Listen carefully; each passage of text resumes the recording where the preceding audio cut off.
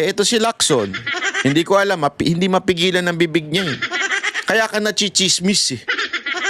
Kaya nagagalit siya si Senator Amy. Kaya tuloy ka pinipitik eh. Ang bilis mo magsalita eh. Ang bilis mo dumaldal eh. Di ba? Kahapon pa to itong video na to. Hindi nagkaroon ng pagkakataon, kausapin yun ni Romualdez. Baka naman sinasadya mo, Lacson. Hindi kaya? Baka naman talagang pinoprotekta mo si Romualdez. Gago! Malalaman natin sa ending ng interview na ito. May-ari, sir. Yung may-ari, yung dating may-ari. Para talagang, at least, pwede nating paghanapan o magsimula ng investigasyon tungkol sa direct connection o direct link between the Discayas and the former speaker. Ako, I have a fearless forecast. Hindi, ito, ako, sa tingin ko, fearless forecast lang naman to eh. Babawi. Kakabig ito. Etong issue na to, biglang kakabig. Pain lang to. Tapos, biglang sasabihin ni Lacson, we did our part and we did the research, we investigated, and there is no direct link from the Discaya and Romualdez. Yun. Gago! Yung ganyang style ni Lacson, amoy na amoy ko na.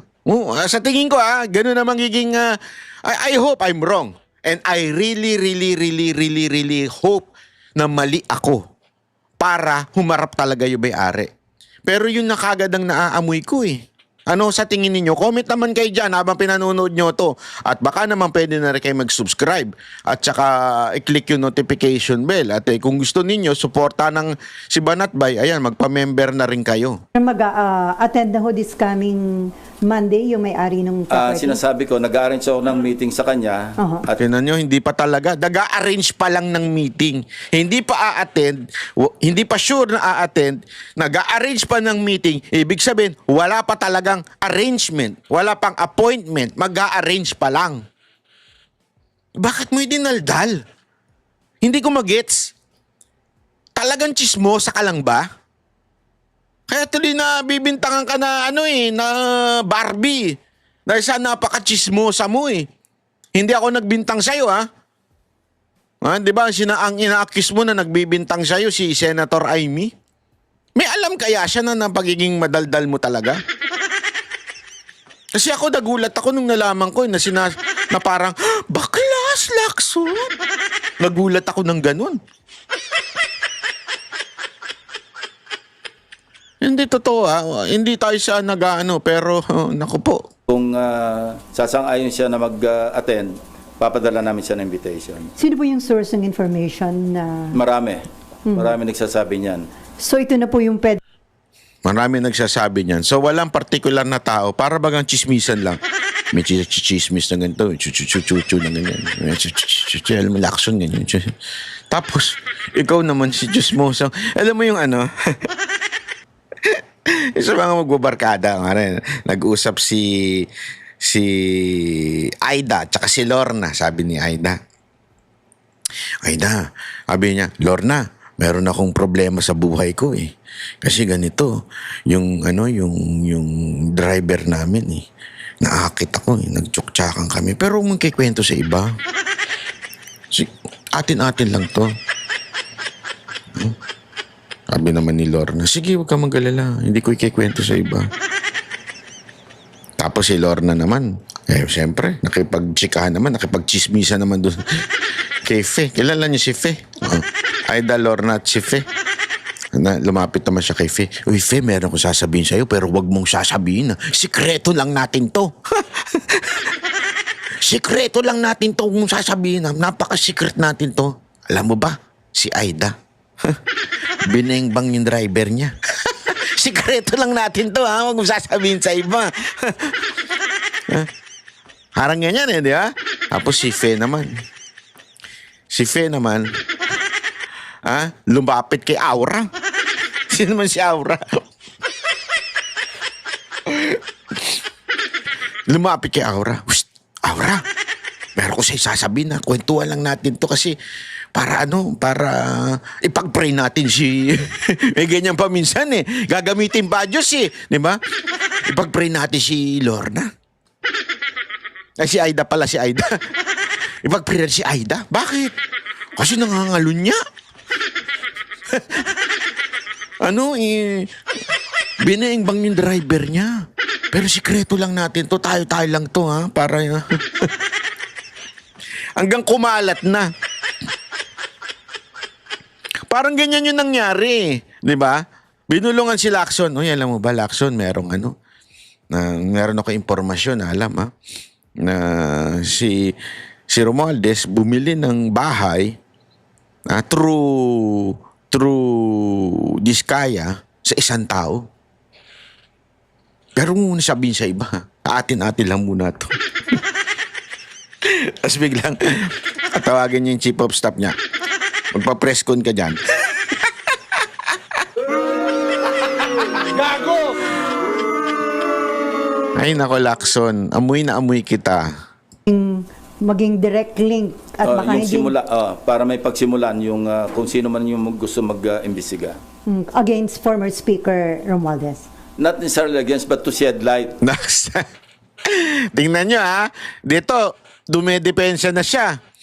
Is it against former Romualdez? Which is it's supposed to be against. Di ba? It's supposed to be against. Kasi kung ikaw bumili ka ng bahay na mamahalin sa Makati, dumaan kay Diskaya, ibig sabihin, merong kinaugnayan si Diskaya, si Diskaya nakakulong na. Ibig sabihin, may kinaugnayan si Romualdez kay Diskaya. So dapat, parang akusado rin si Romualdez. Pero anong sabi ni Lacson? It's just to shed light.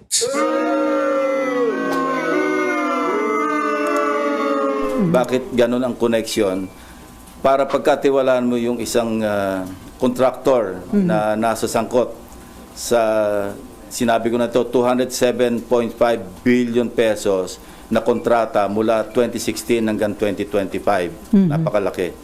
So Sir- kung merong koneksyon, dapat na maliwanagan natin kung bakit ganun kalakas ang tiwala para ipagkatiwala mo yung pagbili ng isang house and lot sa isang subdivision, sigat na subdivision sa Makati City.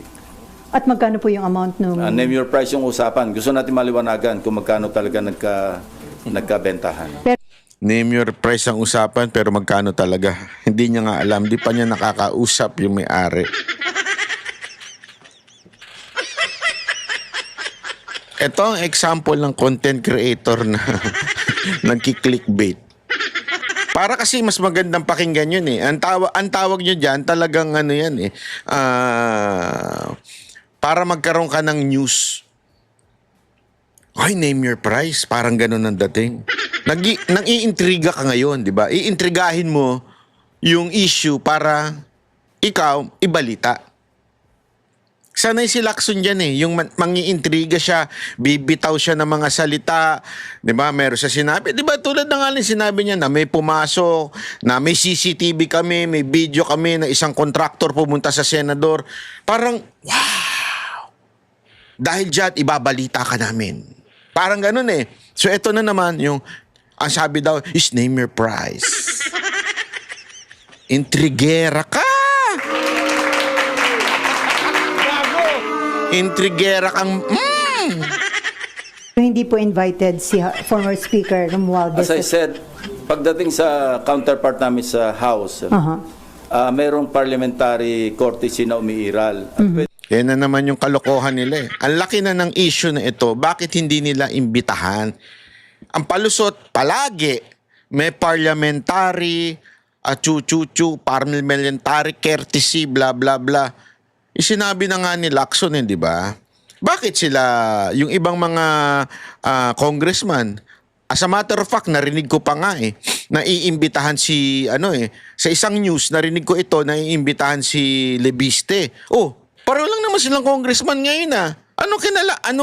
Bakit iba ang treatment pag si Romualdez, iba ang treatment pagkakalaban? Iimbitahan na. Again hindi ko sinabing isubpina, iimbitahan lang kasi parliamentary courtesy nga eh. Bakit hindi nyo gawing imbitahan? Bakit hindi nyo gawing imbitahan lang? Kung ano nga yung kung tumanggi? Importante, inimbitahan nyo. Si Tiangco na imbitahan ninyo. Si Libiste, di ba? Narinig ko, iniimbitahan din. Bakit? Eto si Romualdez, nga.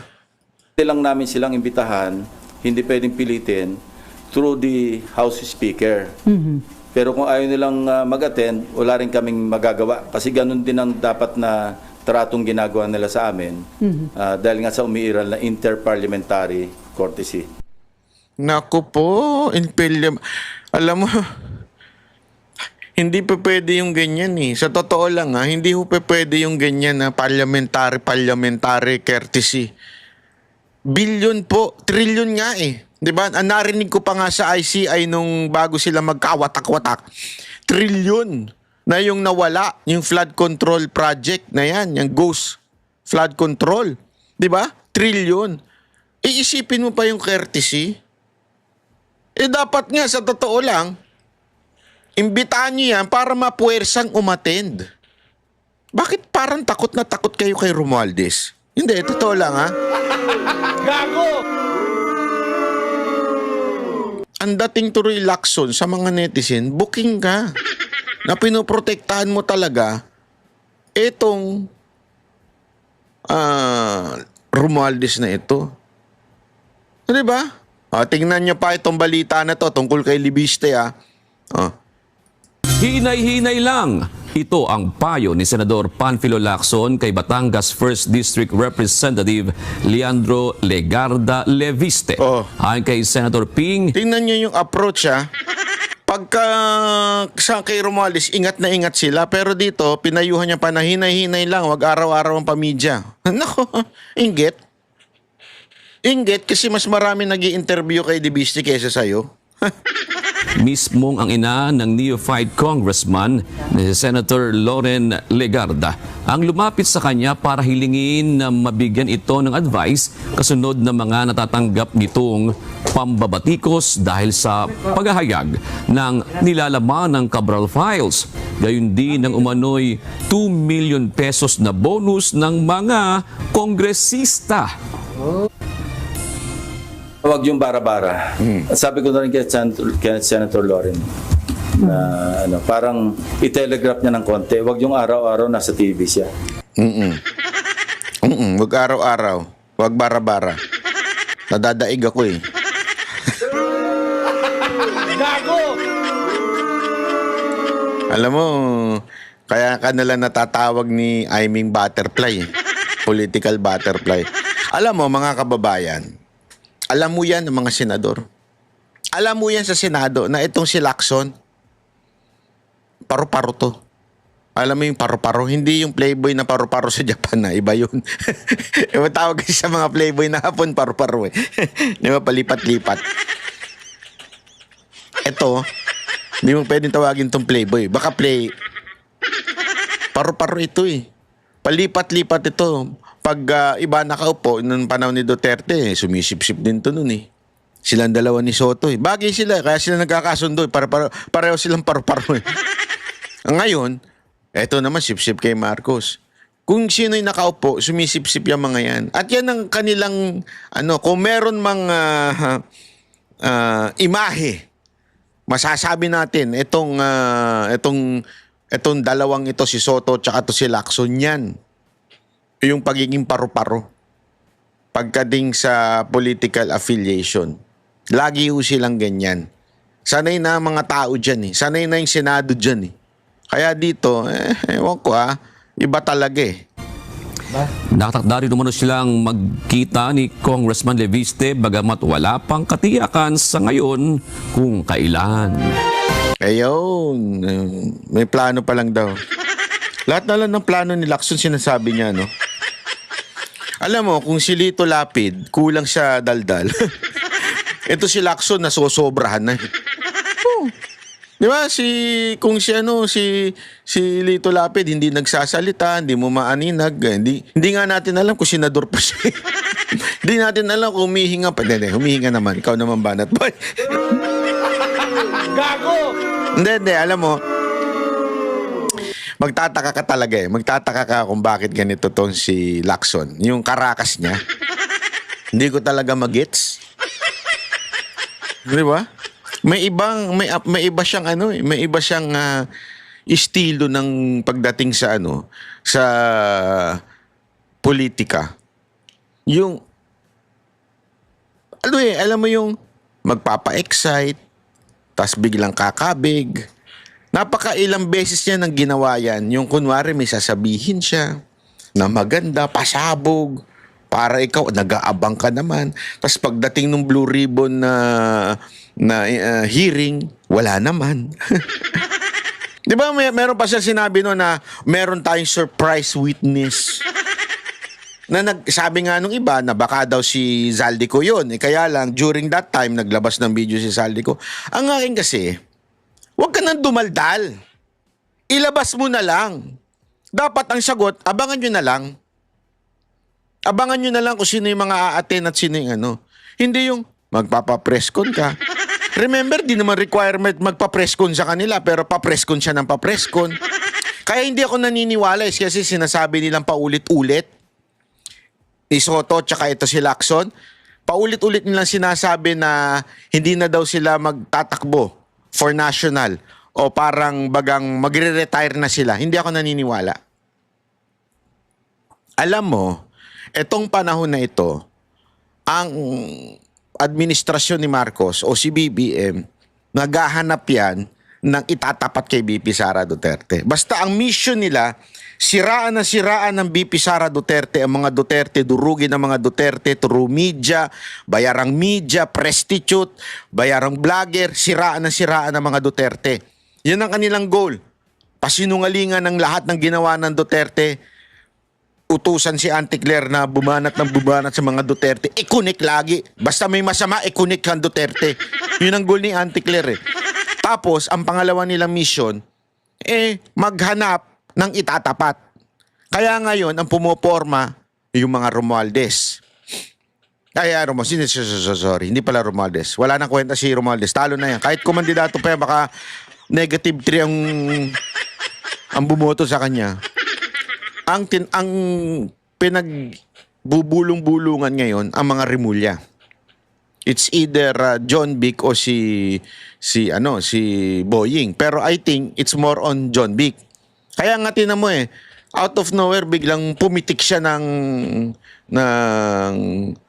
kung titingnan kung tatakbo sa 2028. Yeah, may ganun siyang Ibig sabihin, pinakikiramdaman niya. Oh. Kaya nga ngayon, panay ang pakyut, panay din ang preskon. Or, si Lacson. Yan ang sinasabi nung iba na posible. Kasi si Soto mukhang wala talaga mukhang may edad na talaga So mukhang si Lacson pa ang pumuporman tumakbong presidente. Ano sa tingin ninyo? Sa tingin ninyo, si Lacson ay tatakbong presidente yan? At malamang nagpapakit siya at gusto niyang maging administration. Alam mo, may tinanong ako hindi ko na lang sasabihin ko sino. May tinanongan ako, napaka-importante nitong tinanongan ko. Sabi ko, isang senador, di ko na sasabihin ko sino. May tinanong ako, senador. Kwentuhan lang kami kung sino sa tingin niya ang tatakbong presidente. Sabi ko, ako humirit ako na sa tingin ko, si Lacson. Presidente para sa administrasyon. Sabi ko, kaya lang, sino pa ba ang gustong dumikit kay Marcos o sa administrasyon na -3 na? Alam mo, sabi niya sa akin, tama ka naman, -3 siya. Pero tandaan mo, merong, kasi minus yun di ba? Minus yun Meron pa rin 20+% na hindi ganun kagalit kay Marcos. Tapos, yung daw makinarya na gagamitin ni Marcos. Plus, yung pera. Naku po, limpak-limpak na salapian. Plus, remember, nandyan si Comelec chairman, Oh, ito talaga from a real reliable source. So, ibig sabihin, yes, napakataas ni VP Sara Duterte, pero they can manipulate things. Sabi pa nga, matagal pa ang 2028. Diba? Kasi ito, what if, what if yung plano nila kay VP Sara Duterte matupad? Diba? Ano yun? Ipakulong or i-guilty ng Sandigan Bayan through ombudsman. Tandaan ninyo, si Rimulya was placed, si Boying Rimulya was placed from the theory of Bendalo. Tandaan niyo yan. Kasi kung babalikan yung kasaysayan ni Marcos Sr., sabi nga nila, si Marcos Sr., yan ang ginawa niya nun. Nagpalit siya ng mga judge, inappoint niya yung mga judge niya. Tandaan niyo, kaya nga nagkaroon ng martial law eh. So gawain talaga nila yan. Gawain ng pamilya niya na baguhin. And sabi pa nga nitong kausap kong senador, don't ever forget, BBM, even if he looks stupid, natuto na yan sa kasaysayan. Ibig sabihin, yung mga mistakes na commit ng kanyang tatay, that leads yung pagbagsak, binago na ni BBM. Inayos na ni BBM yung mga mistakes na yun. Ibig sabihin, hindi niya nagagawin yun, hindi niya nauulitin yun. So, isa sa mga ways na ginawa ni BBM ay walang iba kung hindi si ombudsman. Bakit? Ganito kasi yan. Tandaan ninyo,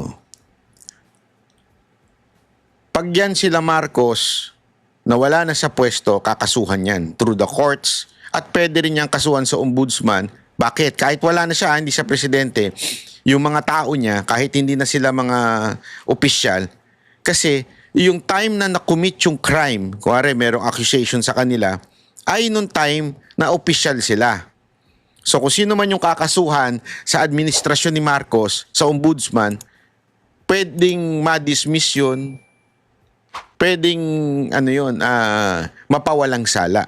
That's why ipinosisyon si Boying diyan sa ombudsman para protektado sila for the longest time. Nagigets ninyo? Ama naming Diyos na makapangyarihan sa lahat, salamat po sa iyong pagmamahal na hindi nagmamaliw. Sa gitna ng kaguluhan sa aming bansa, turuan niyo po kaming magtiwala sa iyong hustisya at hindi sa hustisya ng tao. Linisin niyo po ang aming mga puso at ituro niyo po ang tamang daan ng katotohanan at pag-ibig. Tulungan niyo po kaming maging ilaw sa gitna ng dilim at ipakita sa mundo na may pag-asa pa sa pangalan ng aming Panginoon Hesus. Salamat po sa pag-ibig po ninyo at salamat sa pagdinig ng aming mga panalangin at iligtas niyo po kami. Sa pangalawa po ninyong pagparito at patawarin po kami sa lahat ng aming mga pagkukulang at pagkakasala sapagkat ito po ang aming samot hiling sa matamis na pangalan ng aming Panginoon Hesus. Amen.